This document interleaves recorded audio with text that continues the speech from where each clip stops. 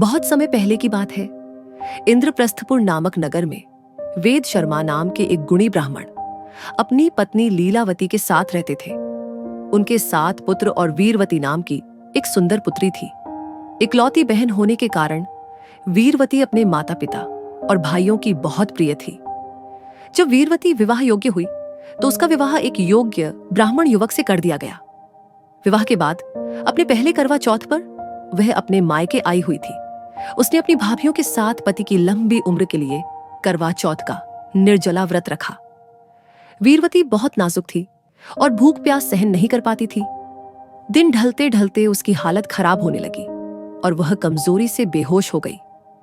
उसके भाइयों से अपनी प्यारी बहन की यह दशा देखी नहीं गई।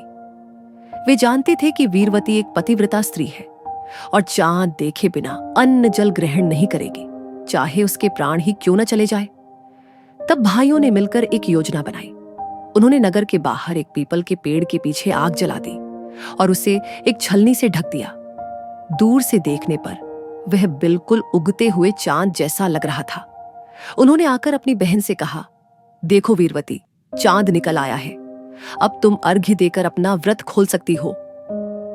अपनी भाभियों के मना करने के बावजूद वीरवती ने अपने भाइयों पर विश्वास कर उस नकली चांद को अर्घ्य दिया और अपना व्रत तोड़ लिया।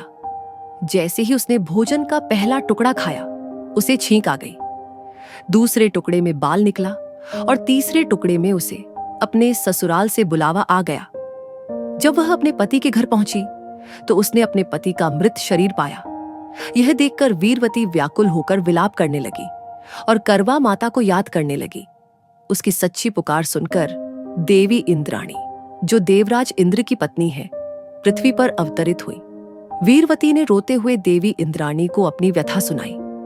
देवी ने उसे बताया कि उसने बिना चांद देखे व्रत तोड़ दिया था, जिसके कारण उसके पति की अकाल मृत्यु हो गई।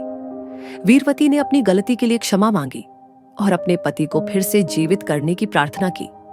उसकी भक्ति और पश्चाताप देखकर देवी इंद्राणी ने कहा, तुम पूरे वर्ष हर महीने की चौथ का व्रत रखो और करवा चौथ का व्रत पूरी श्रद्धा और विधि विधान से करो। तुम्हारी भक्ति से प्रसन्न होकर देवता तुम्हारे पति को पुनः जीवन दान देंगे। वीरवती ने देवी इंद्राणी के कहे अनुसार पूरे वर्ष हर चौथ का व्रत रखा। अंत में करवा चौथ के दिन उसकी भक्ति और तपस्या के पुण्य के प्रभाव से उसके पति को पुनः जीवन मिल गया।